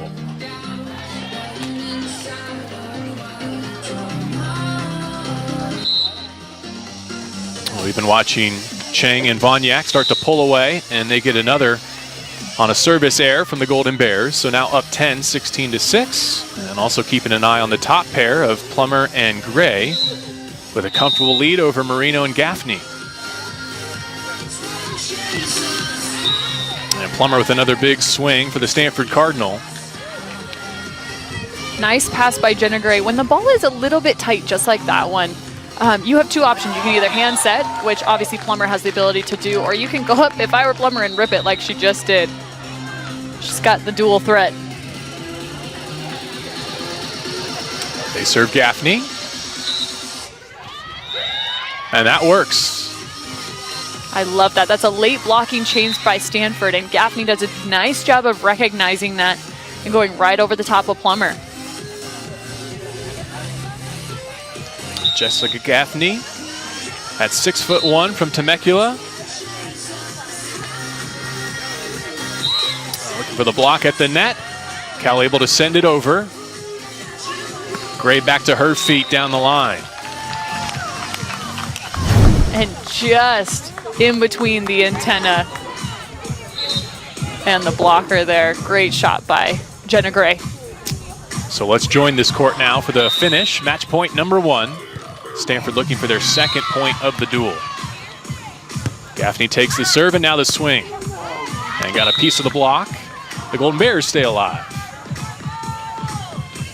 And that's just keeping the ball in play. Gaffney does a nice job going up, recognizing she's slightly off balance, and just taking care of the ball. A tough way for that one to end. For Marino and Gaffney, Plummer and Gray. 21-19 and 21-12 to take the lead in the duel. Stanford needs just one more point to win this duel. And over on the next court, you're going to see that game's getting pretty close. So let's transition to Wozniak and Chang and see if they've got the clincher.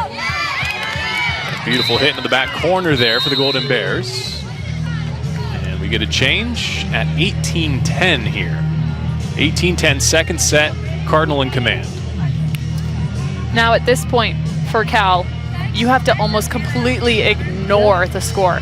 Start back at 0 in your mind and just work 1 point right at a time. Kind of on to ordering the tiramisu, I think, at this stage, if you'll allow it. I know, that was a stretch. I couldn't resist. Stepping off to serve. A tough pass to handle. That gets Stanford out of system. And a chance for Bark.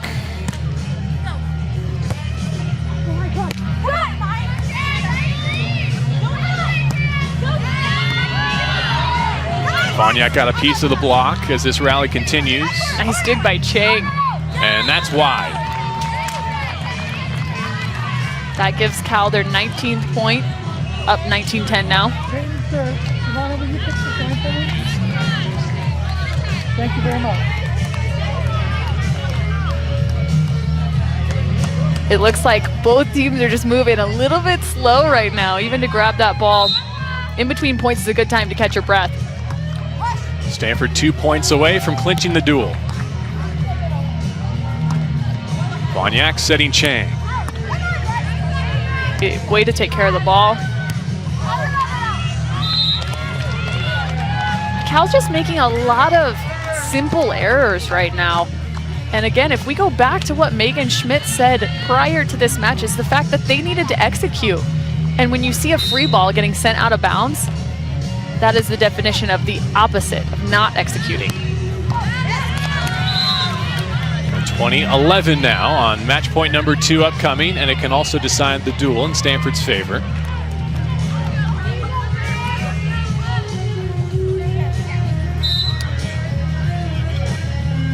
Cal's third pairing of Rodberg and Campbell won the opening set over in the threes, but they may not factor into the decision here.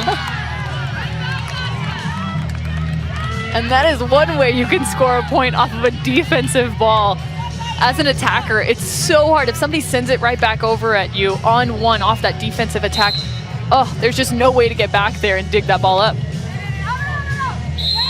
Oh, you mentioned it, just too many errors late, and Cal gives that one away, and with it, the duel 22-20 and 21-12.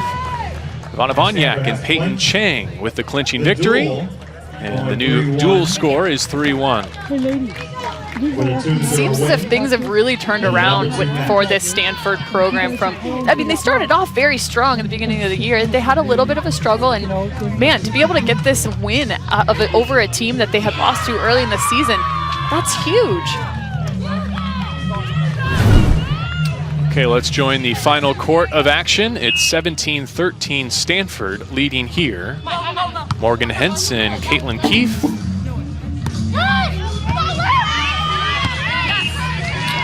Great effort there by Grace Campbell. We still have one match remaining on court number so 18-13 Cardinal. Currently Stanford up 18-13. Now, a fun thing to note about this matchup is that you are seeing 3 former high school teammates on one court.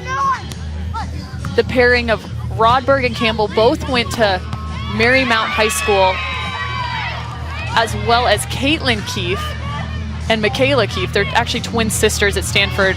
Now Caitlin's on the lineup and on this court. So 3 girls all from the same high school. Daughters of Stanford legends in their own right, continuing the family tradition here at Stanford. Trying to force a third set.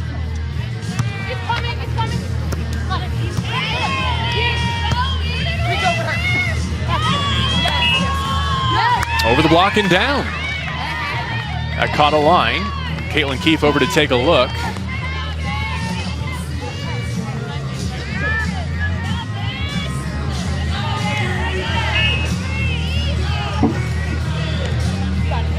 So a couple of liberos here for Stanford with a ton of heart and hustle.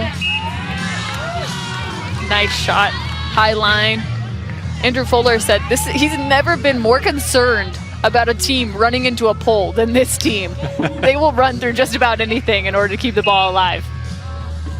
They have a collective nickname, the Honey Badgers, within Stanford Beach Volleyball. Here's Rodberg. Olivia Rodberg, a sophomore from Manhattan Beach. Nice job by Rodberg to see Keefe still running on defense. She has to get her feet stopped if she wants to be able to run that ball down. Unless I'm mistaken, this pairing of Cal has not taken a loss here on court number 3. Teaming together with great success and taking the first set 21-19.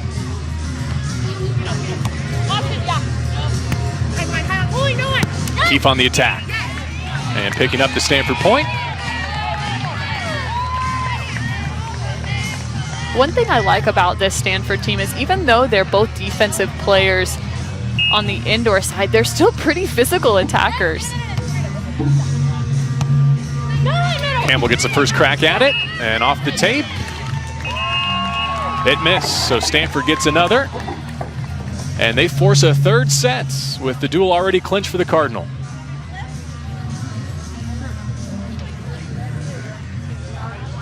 This is kind of just like the cherry on the top, getting an extra third set here. One more set to 15 before we're done between Cal and Stanford on the farm, Pac-12 beach volleyball. Monday night, you're invited to a Pac-12 Bay Area. 3-1 Stanford with victories on teams 4, 1, and 2. So the duel is clinched for the Cardinal as we continue on with one more set, and it's the 3 pairing.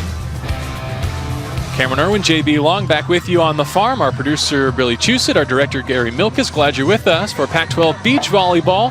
21-19 Cal, 21-16 Stanford, and so we go to a third between Campbell and Rodberg and Henson Keefe. And the Golden Bears grab the first point. Just too much heat for Keefe to be able to handle.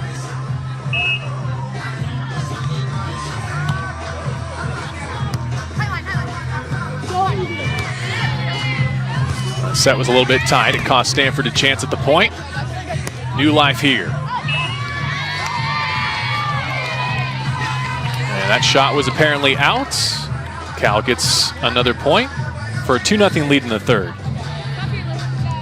Now this set is only to 15, so these first couple points kind of dictate the demeanor of the rest of the set.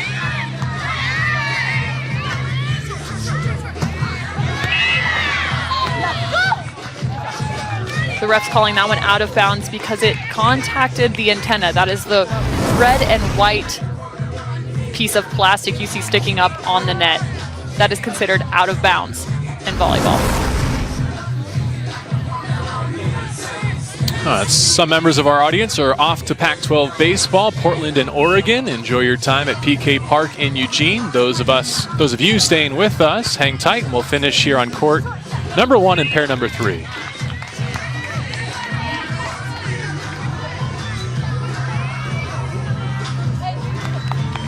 Tied 2 apiece. Cal and Stanford, the final match of the day, with the duel already decided in the Cardinal favor. And you're seeing there a double angle block. That's what those 2 fingers represent when you see them behind a blocker's back. Oh, what a recovery by Cal and the tough serve to come away with the point.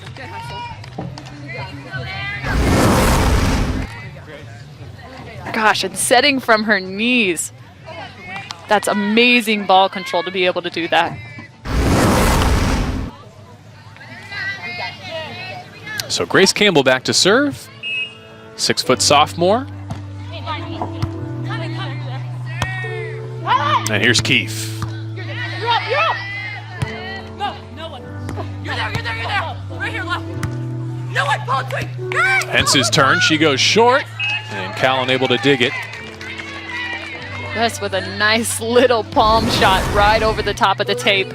When you're moving backwards and you're trying to get back into a defensive spot, it's so hard to be able to adjust your momentum, stop your feet, and be able to dig that ball in front of you.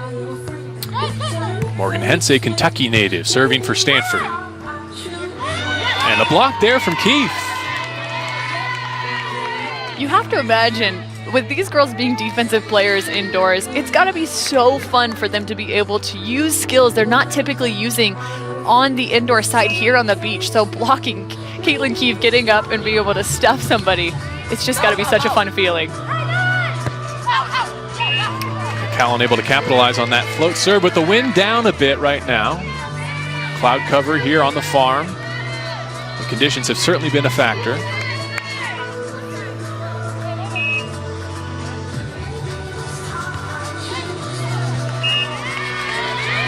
Serve was out. And I know we've mentioned it multiple times before, but Vigen Schmidt had said that they need to execute. Cal's brand of volleyball is taking care of the ball when it's not in system or it's not exactly where you want it to be. But when it is in your wheelhouse, being able to terminate the ball and being aggressive. And right now, and today, they haven't really been able to do that on either side. And the duel already decided in Stanford's favor. Henson Keefe just looking for an exclamation point against their rivals. That was a great pickup and awesome decision making by Morgan Hintz to be able to put that ball back over on one, recognizing everyone's all over the place. It's an easy play. Product of Sunshine Volleyball Club and a 4-year qualifier for Junior Nationals. Caitlin Keefe brings a serve. I don't think that ever got over, and no contacts from Morgan Hintz, so it's another Stanford point. Cal's got the right idea here, seeing that angle block, trying to go just right over the top of it, but she's got to put a little bit more on.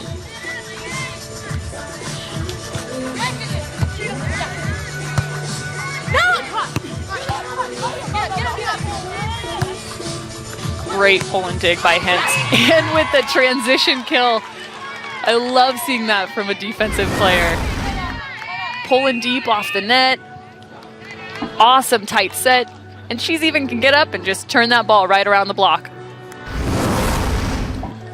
So on the change, 8-4 Stanford, third set. Let's take a look at the national poll. We mentioned the USC Trojans continue to reign at 25-0. Pepperdine and UCLA each there. Arizona representing the Pac-12 in the top 10 as well. Cannot wait to go to Tucson for those Pac-12 championships with Anne-Marie and Holly.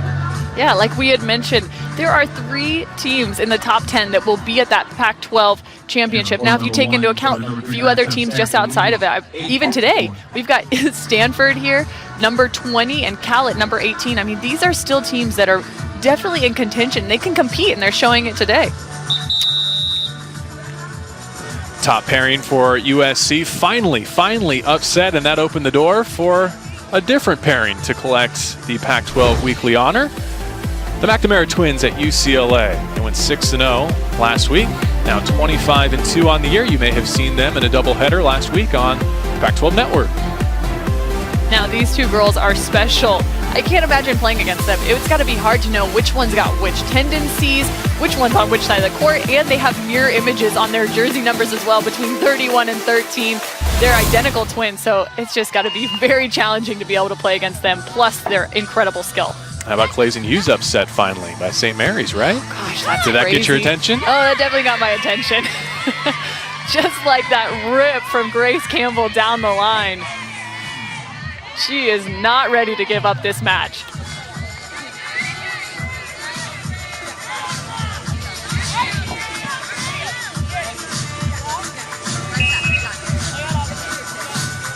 After the kill, Campbell back to serve.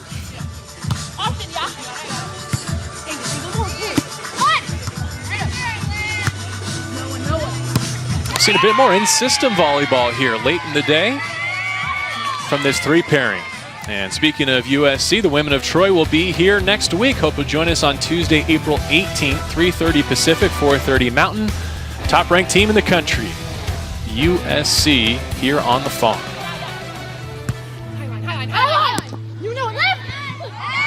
And off the block, the Cardinal pick up another point, courtesy of Caitlin Keefe. A closer look at those USC Trojans, undefeated as a group, 55 consecutive duels, but there's the noteworthy news that we were just speaking of, 103 matches in a row, snapped finally by St. Mary's. That's got to be such a victory for the St. Mary's team. That's a team that's kind of been in and out of that top 15. They've been receiving votes. That's a really solid team moving forward. They've actually given both Cal and Stanford some bouts this season. I think that gives other programs hope against the top pair in the country, or is that just going to motivate the USC Trojans to never lose again before their career is done? You know, knowing those 2 pairs, I'm sure they're going to wear that as a chip on their shoulder for a long time. Just end the streak and get back to focusing on another championship.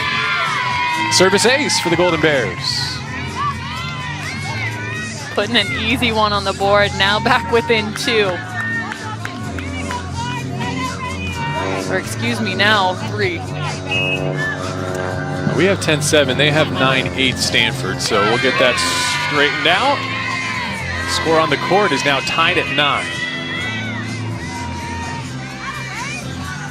And just like that, this 5th set is now anybody's game. When I mentioned Moretta Lutz was here taking pictures today. There she is. This this great connection between the indoor and the beach program at Stanford. And she's got one more year to play. And I actually spoke to her just before we started broadcasting today, and she is so ecstatic to be able to come back and play another season here at Stanford. She said she actually just applied for a master's program, and I wish I could tell you the exact name of it, but it would be a tongue twister for me to say, so I'm going to avoid. But it's something, she's doing something very maybe. smart. Reigning national champions indoors. Here we go.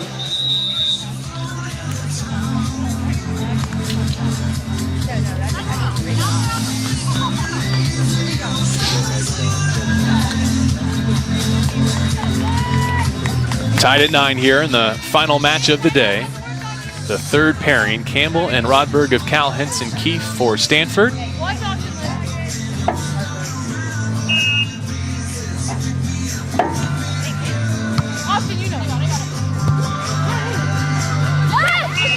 Keefe unable to get it over. Just trying to go a little too sharp with that cutty. When you're making shots like that, when you're going high line or going cutty, you've got to finish your stroke, meaning you got to snap at the top and really hold that finish to be able to get that ball to go where you want it to. Well placed shot by the Cardinal, and so it becomes this race to 15, tied at 10, win by 2. Bragging rights at stake between these pairings. Yeah, now it's just a game to 5. At this point, it's pretty much who just wants it more. You take into account all the things that have happened in the first 2 sets, but you have to be a little bit careful. You never know what somebody's going to do. 2015 Miss Kentucky volleyball serving. Campbell goes over. And Stanford grabs the lead. Great in-tempo set. That was actually a little bit smaller of a set. You'll see it from Morgan Hentz. Gave Keefe just enough time to get reset, take those last 2 steps into the ball, and really put it away. I beg your pardon, Caitlin Keefe's serve. She picks out Rodberg. The call for high line picked up by the Golden Bears. And now they return in kind. Nice execution by Olivia Rodberg and Grace Campbell. One thing I love that I'm seeing from Rodberg is that she's still staying very aggressive with her attack pattern. So she's got really aggressive steps. She's still getting up so that she can stay balanced on all of those attacks. Get up, get up! I love it. Go. Comes Campbell with the block up. Come on, Keith. Austin's coming. Now Keefe's turn. Cal unable to dig it. And so Stanford takes a 12-11 lead in this third set. So now you're seeing a little bit of a question as to whether there was a double contact or if her hands were together. And now when you're digging a ball, you have to have your hands together unless it's hard driven. The ref stayed with Stanford on that decision. Pass was tight, so it goes over to the Cardinal. Now Keefe looking for the cut kill. And net contact by Stanford gives the point to the Golden Bears. We're tied again. Keefe just trying to limbo underneath of that net. You can actually go underneath, but you cannot touch the net in beach volleyball. So she got called for that touch. Cal's ball.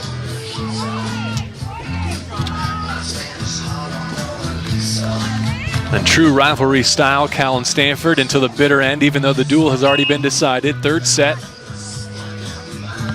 And you'd love to see these girls still continue to compete. I absolutely love Cal still going at it. They know they've lost the duel, but they are not giving up. They want to win this match just as much as the others. And Stanford back in front on the change.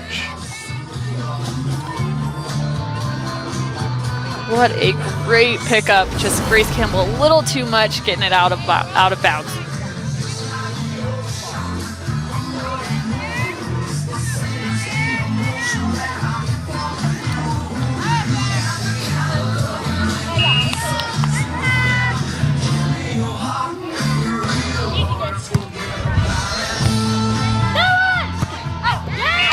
Caught the line. And you see that line bouncing all the way over from our booth. Whenever that line bounces, you know it's got a piece of it. Nice cross-court swing by Grace Campbell. Just like the rest of the matches, we may be going into overtime here.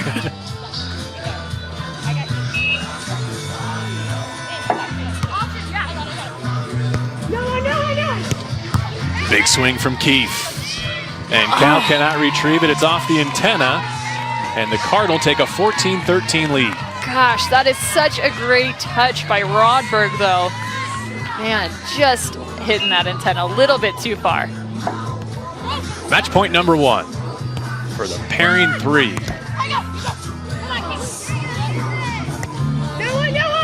Pence buying time for her teammate to get back to her feet. Cal trying to survive. Look at this. Oh, what a point. I told you, JB, they're not going anywhere. They want this match. Gosh, both of them going for that same ball. One hand stab and just dropping it in front of Stanford's defense. Rodberg brings the serve. Pence hits it out. And just like that, now Cal is on top. 1 point to win this match.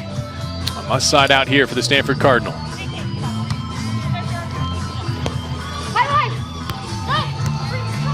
A good set, creates the opportunity. Caitlin Keefe capitalizes. Tied once again. Maybe I should have knocked on wood when I said we were going over. Nowhere we'd rather be than here on the farm with Stanford and Cal Beach Volleyball. What a day, too, with Carrie Walsh-Jennings joining our broadcast as her court was dedicated here on the farm. And Stanford, off of this victory, is going to host the #1 team in the land 1 week from today, again on Pac-12 Network.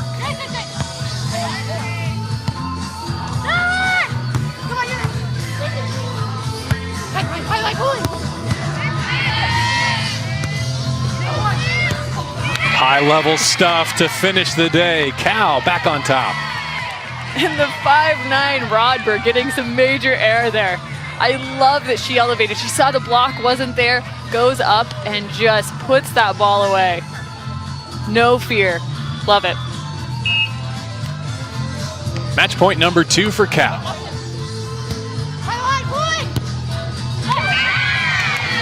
And it's good for the Golden Bears. Keefe missing on that hit. And so, a moral victory for the 3 pair of the Golden Bears, and the duel decided 3-2 Stanford. So a bit of revenge for the Cardinal. It was the same score in the other direction a month ago. Yeah, and that last matchup, being able to get that win, you know, kind of solidifies a little bit better about how this duel went down today. Gives Cal just a little bit more of a, hey, we can feel better about this loss. Not so much that 5-0 or 4-1. Again, it's a busy week for the Golden Bears. They continue their 4-duel week at home. Their final home match of the season is against UW. Meanwhile, here from Carrie Walsh-Jennings Court, we say so long for this week. But again, join us next week, USC and Stanford, same place, again here on Pac-12 Network. We appreciate our guests, not just Carrie, but also Kevin Hambly as well from the indoor program. What a special day. Your fangirl moment captured again, Cameron. We'll see you on Pac-12.com.